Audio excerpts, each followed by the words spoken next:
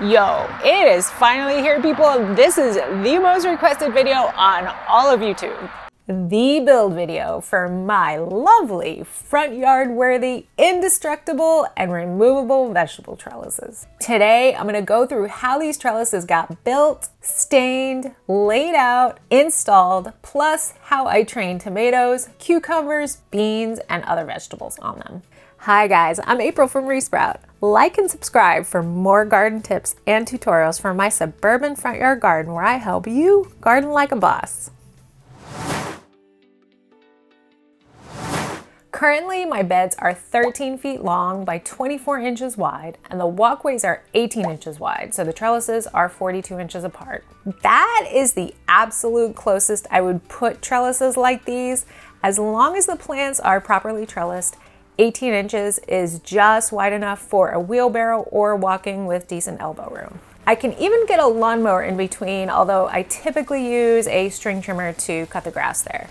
One of the questions I get asked a lot is about the shade between the trellises.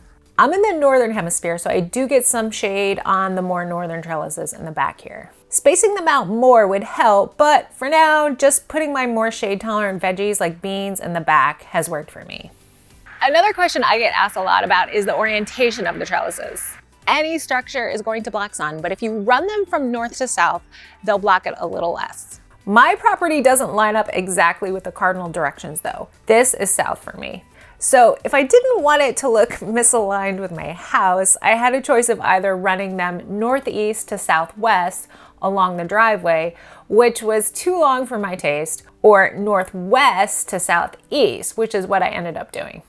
A lot of people are super nervous about trellis placement, but honestly, don't overthink it. In the whole grand scheme of what makes plants thrive, perfect trellis placement is not in the top 5. So if you can't run it north to south, it's not a big deal. Maybe just space them out a little further and be cognizant of which trellises maybe get a little bit more shade when you do your annual garden planning. I talk about shade and trellising a little more in depth in my garden planning video if you want to check that out. The first thing you're gonna want are 2 7-foot posts. I actually started with 8-foot posts and then 2 years later ended up cutting them all down by a foot. Almost all my crops, the beans, tomatoes, and cucumbers went 8 feet high, so that wasn't the problem. I just had a problem reaching that high. Plus, my fence was 6 feet high, so I thought it looked less imposing making them a touch shorter.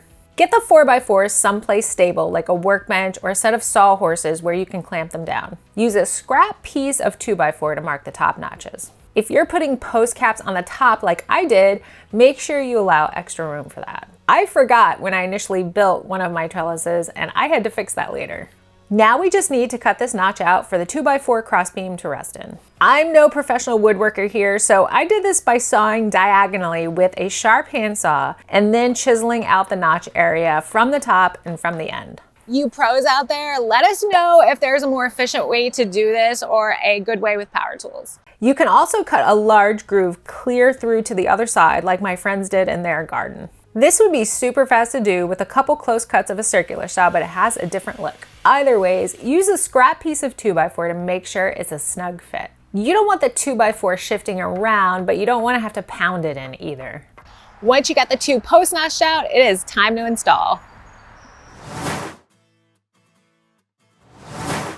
Now, I'm sure you can install these posts just by digging them into the ground or even using cement, but I use post spikes for my trellises. The post spikes cost a little more, but if you want, you can easily uninstall your trellises every year or even move them.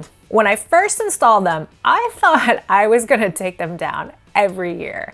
I've never done that, but I have moved all of them at least once trying to better fine-tune the layout, and the post spikes definitely make it a lot easier. There's a couple tricks to installing these spikes.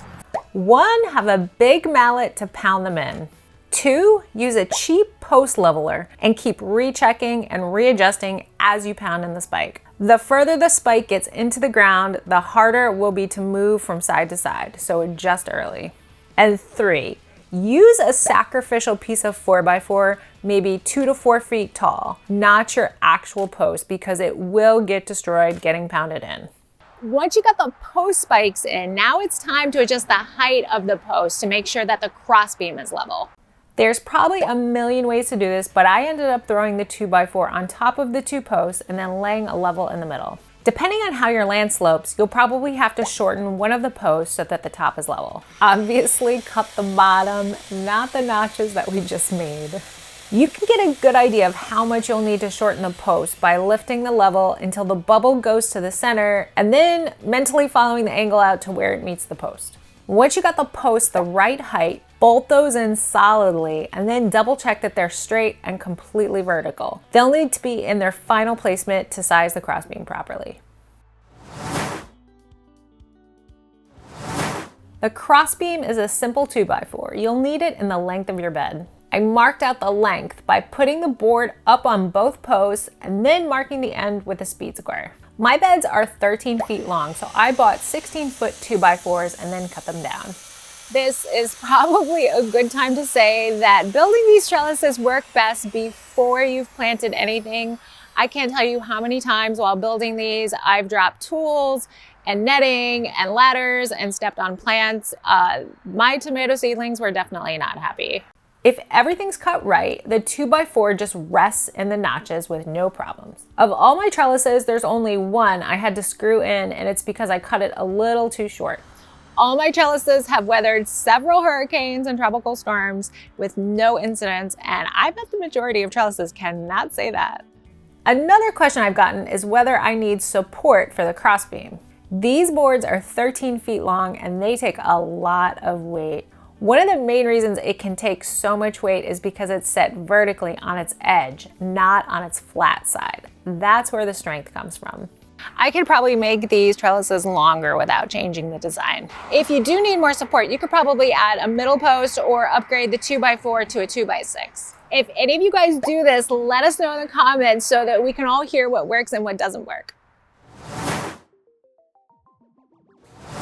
Now, if you want a natural look, you can skip the staining step, but I could not resist. A lot of people ask me about the black. People ask me if it makes the plants warmer. I am here to tell you that there is absolutely no other reason than besides the fact that I think it looks cool. And I'm cool because my trellises are cool. Yeah. It's not the easiest to keep clean, I will admit, between the bird poop and the flying grass from the string trimmer, but it does protect the wood, which, besides looking cool and matching the fence and the garden beds, is probably worth the extra hassle. I use this awesome eco-friendly stain from Timber Pro. This is their deck and fence formula in ebony. This is the same stain we use on our fence and my blackberry trellises, and I plan on using it in my new garden beds too.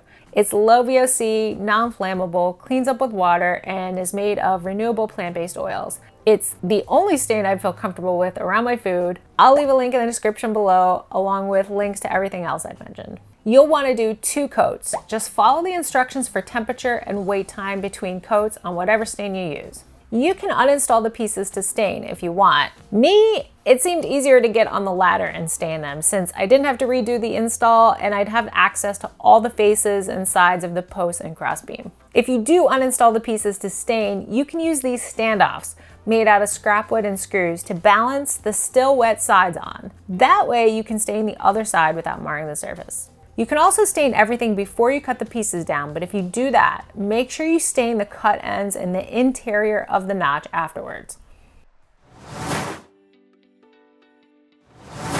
Last but not least is the trellis netting. I use this Horton Nova trellis netting. It's super affordable and made of polypropylene. It comes in different lengths and heights. For my 7-foot trellises, I got the 6.5-foot height. That's the tallest height it comes in, so that was actually another reason I made my trellises shorter. At 8 feet tall, the netting had a good 12 to 18 inches before it reached the ground, which was kind of a pain. As you can see, it's not completely indestructible, but to be fair, a lot of this is me with a string trimmer and scissors when I cut away the old plants in the fall. I've had all of these up for about 4 years now. It is definitely time to replace a few of these, which is perfect timing because it means I get to show you guys. You'll either need to take the crossbeam down or be prepared to wrestle with netting on a ladder. Use a rubber mallet if the beam is lodged in there. The squares are 6 by 6 inches, which is perfect for weaving our 2x4 through. This, of course, is easier said than done. I've worked with other trellis netting in the past, and this stuff doesn't tangle as easily, and the joints are stronger, but it can still be a pain. I've tried attaching the netting with hooks in the past, and either the netting rips or the hooks pull out over time. Using the weave mounting method, this netting is surprisingly strong and can hold up huge crops of heavy slicer tomatoes with no problems. Once you got the netting cut to the proper length, install the crossbeam again. To secure the netting, tuck the ends under the 2x4s and wedge both the beam and the netting back into the notch. Then at the bottom, screw in cup hooks on each post to hook on the bottom corners of the netting, which keeps the bottoms from flapping. If the netting is close to the ground, you could also use landscape pins along the bottom length. I've even ran my soaker hose through the bottom squares to keep it in place before. It did the job, but I was sorry I did it when I needed to make adjustments to the hose. To finish off the netting, you'll want to use some scissors or clippers and cut off these ends. Also, I highly recommend post caps. I got these on Amazon and they match my fence caps perfectly. They look cool and they really help to protect the post end, the crossbeam end, and that notch, which are all prone to water damage. If you guys have trellis vegetables before, you are gonna love these trellises. Beans and peas, I swear, will trellis on anything. As long as the netting isn't higher than, say, 12 inches off the ground, you don't even need to lead them to it. Just plant them under the trellis and these guys will just find the netting. If they reach the top, which beans almost always do for me, they'll just start going back down again, which works for me. I've also let them run along the top to the trellis next to them if this one was empty. Corn likes to fall over if you plant in rows, so I've even used the trellis to tie corn to. You can trellis heavier crops like watermelon, cantaloupe, pumpkins, and squash as long as you support the fruit somehow. I use these t-shirt scraps, which I make hammocks out of. If these crops hit the top, I'll usually let them go sideways if there's extra trellis space, but if not, I clip them off since less vine length usually helps the fruit get bigger.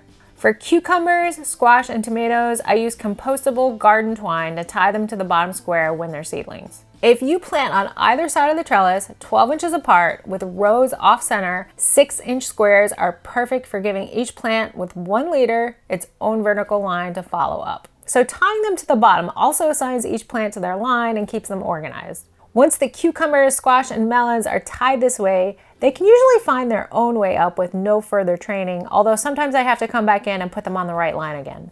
Tomatoes are trickier. They don't naturally trellis and will start falling off the trellis if you don't keep on top of them. For that reason, and because the fruits are so heavy, if tomatoes reach the top, I usually prune the tops. Otherwise, you'll have a jungle of broken stems.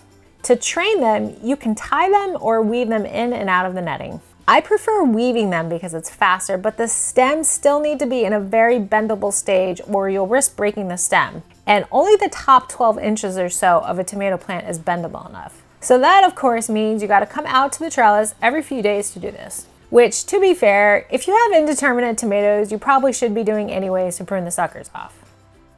No rest for garden bosses. I hope this video helped you out. Remember to sign up for my email newsletter for more garden resources. And keep gardening like a boss, and I'll see you guys soon.